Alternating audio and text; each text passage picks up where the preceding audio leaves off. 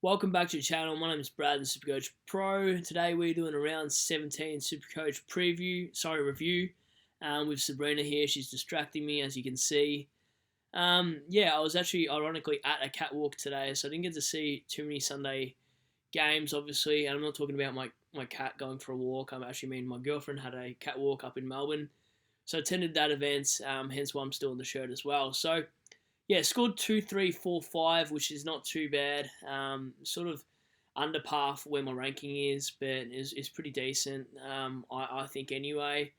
We are down to 3 trades, so I did have to use a trade because Clary went down, and with a fractured thumb, and DeGoey did a quad in training, I believe. So yeah, 3 trades, 6 rounds to go. Probably not healthy, but I think that's more than a lot of the competition at the moment. And we've got decent bench cover too. So, we get stuck in the side. Obviously, the defense bounced back a little bit this week, but I scored less anyway. So, 80 from Dawson is annoying because, for whatever reason, the Cats, I'm distracted by Sabrina. Adelaide played Dawson forward. I think he even got tagged a little bit as well. So, 80 points isn't great for Dawson, considering people missing Stewart. And if you've got the luxury of having someone like Nick Dacos as your, D6, D7 cover, you're actually getting really kissed by that move, because you actually should have used his cash generation when he scored those 60s. And that's when I got rid of him. And now he's a better player than Short. So, yeah, really annoyed about that, and kind of glad that people got burnt on the emergencies such as Weir and Ambrosius, because it's kind of annoying. Like, you get the situation where people will miss a premium in the back line, and McCartan will bang out 100, and you're like, what's the point of upgrading my team, honestly? So, yeah, Supercoach been a bit funny this year. The ranking is similar to what it was all last year, sort of that 1,500 or just outside, and then you get into the top 1,000. This year, I'm not sure I've been in the top 1,000. Last year, I was in top 1,000 for the majority of the year and just slid out because I ran out of trades. This year, people that have traded aggressively have stayed in there because they've just been a primo up a week before everyone else has. So, hence why you're down 100 points each week and whatnot. And they've just been lucky too, like, the fact that Witts is a keeper and he's never averaged over 100 in Supercoach is just ridiculous. That's why I never started him, and still never jumped on board. And it's probably out of pure stubbornness, and why my ranking is holding where it is between 1,700 and 1,200. So yeah, still top 1%, but Sicily is what also kills you. Like, 92 is pretty poor for a primo down the back line. So yeah, is what it is there. Pretty happy that Doc and Hewitt bounced back, 131, 123 respectively, and so much better than getting 85 and a 72 or whatever they scored the week before. And Jack Crisp just goes missing in patches, and against North Melbourne, I actually thought he'd at least go the ton, so I'm very disappointed in the Crisp pick the last couple of weeks, and now he's only averaging 100 for the season.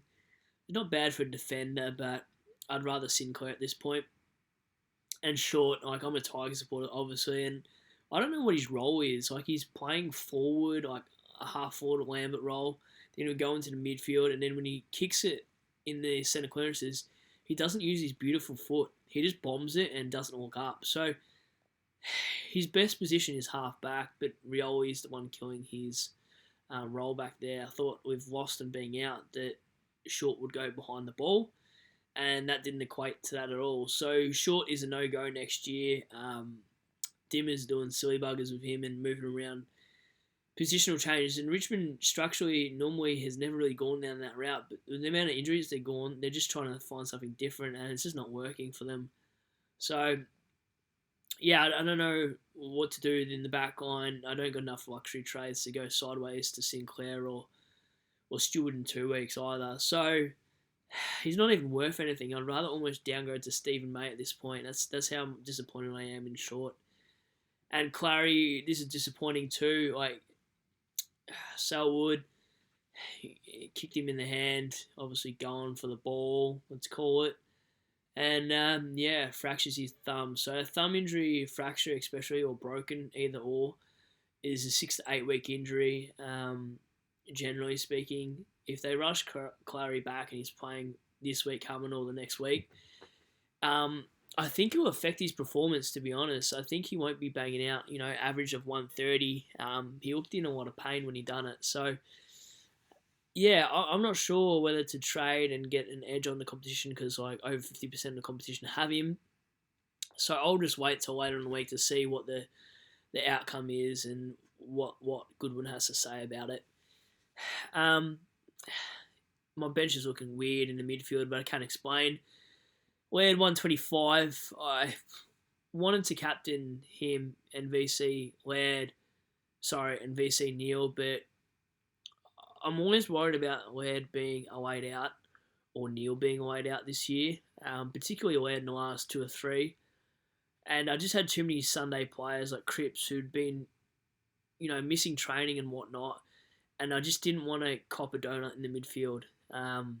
So, yeah, I just didn't have the luxury of loopholing Heaney's score for Tom Green because I was considering it, and then I was like, by the time I did it, it actually said it was lockout even though they hadn't bounced the ball. So that's annoying. Could have had an extra 30 points there or whatnot because Cripps would be here and Heaney would be here.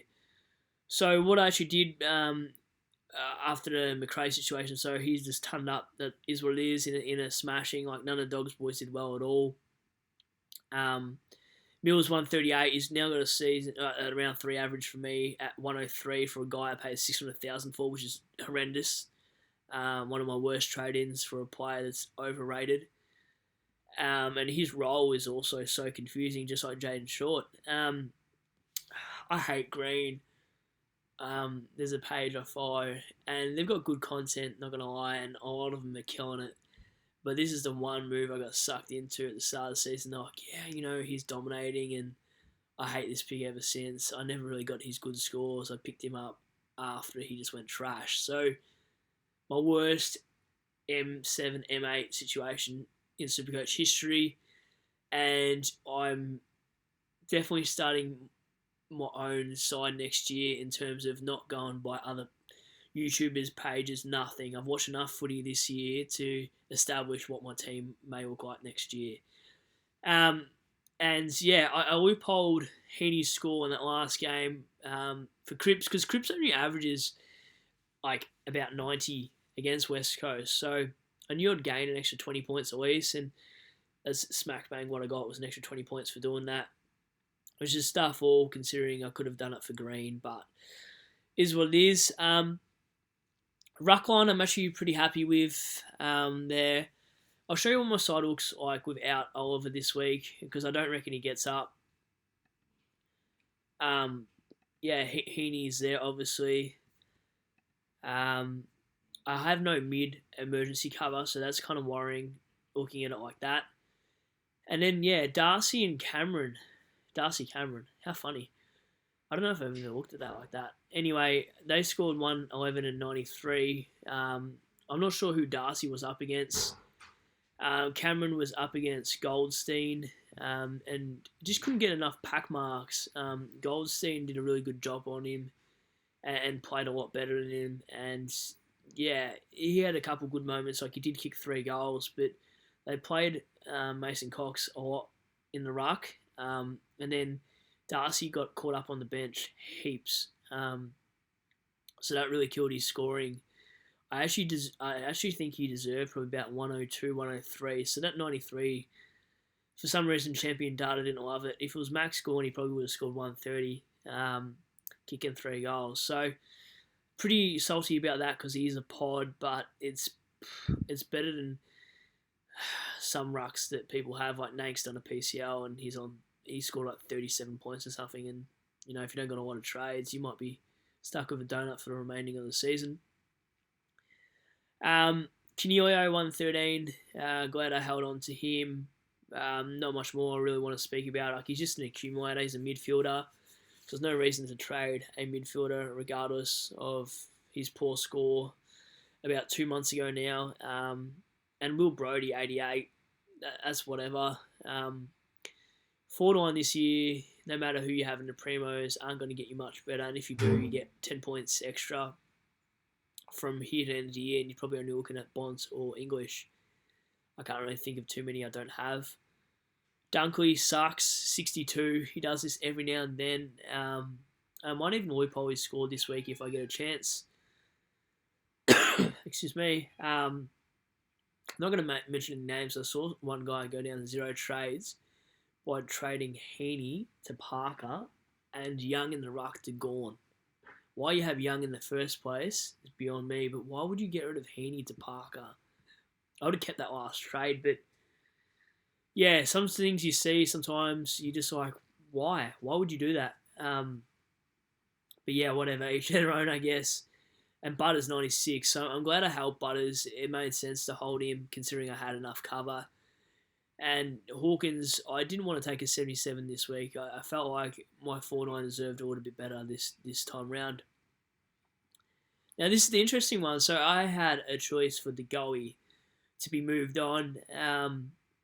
I could have held him, but it would make no sense to hold De Goey and trade De Goey and Oliver and leave me with 2 trades. So I sort of thought, what mid-forward status player can I grab who's going to outscore Bontempelli and who's going to outscore English? So I had the choice out of Shai Bolton, Jake Stringer, and Taranto. Now, this week, Shai Bolton got the chocolates. He scored 162. But he can have really bad games of like 30s, 40s, and just not make any impact whatsoever. Richmond's fixture's decent, but we just got too many injuries. So I just don't think he's a valid option for me at the time. Ogden Stringer. Stringer is too inconsistent in terms of missing games from niggles, hamstring issues. Just I don't want to go near it. Taranto, I only had 434k to play with. Dangerfield had already played, so he was going to go up in price. I wouldn't be able to afford him because I was considering him, and he didn't have DPP anyway, so I wasn't interested. So I looked at Taranto, and it's a little bit of a long explanation, obviously, but so it made sense to me because he missed round 9, and he had a back injury, so I think it was May 19th is when he was ruled out. He came back on June 17th for round there, so he missed 4 weeks of the back, which tells you the back injury wasn't too bad. He played VFL at round 14, I think it was, and he had 27 touches. Then he came back against Collingwood. His time was managed. As you can see, it was only 85 minutes. That's why he scored 56, so I wasn't concerned about the scoring. And then 111 and a lot of tackles against Hawks. I thought this is the one player that can keep up with Bontempelli, English, for the end of the year. I only need him to do this for 6 weeks. He's a midfielder. He still likes to run around and get marks around the ball. Around the field. So, yeah, that was a really good move because he actually outscored Bont and English. So, bit of a pod pick. He's not in many sides. He's a good price, 441. Break even to 37. And if I hadn't have done this week, I would have been priced out of Stringer, Taranto, and Bolton. And it would have just given me no one. So I had to do it. And he was the obvious call. So glad I did my research into why he was missing for that period of time. So it was a kind of hit and miss week for me. So obviously I captained the wrong bloke. Loopholed the wrong bloke by trading the right player. So long term, I ticked the box. Short term, didn't do too good for my ranking. But I think 3 trades to go. A lot of people don't have trades. They've got cover like Morris Rioli on their bench to cover Oliver this week. So I think we'll catch a little bit of points by people not having players now to actually be fieldable. If he doesn't get up and he's get a corky and he doesn't get up next week, people might be able to trade defense-wise too. So I think the last 4 weeks we might jump a little bit. So if I can, I'll hold because if you look at the team, it doesn't look great, the midfield, because you're running Cripps, Green and Heaney. But I can loophole Hawkins. I think the Giants, when did the Giants play? I could actually loophole a Dogs player. So what I might do, it's unlikely that Dunkley will have a back-to-back bad game, but just for point's sake, loophole Dunkley. If he scores over 90, let's say, Hamilton comes off and Hawkins goes onto my bench. Cats they don't play a late game, which is kind of annoying. So if I have any late outs, I'll be stuffed. I'll cop a donut. And the midfield doesn't look great too this week. So I don't know how Carroll and Owens went in the VFL. I'll have to have a look. But I don't think Carroll did that great. So, excuse me. So, yeah, can't see anything changing in my side. Although I did say that last week and brought in Taranto last minute. So, what I'd like to do too, I probably could do it this week. And I'm not sure if I want to send it, as Liam would say, send it.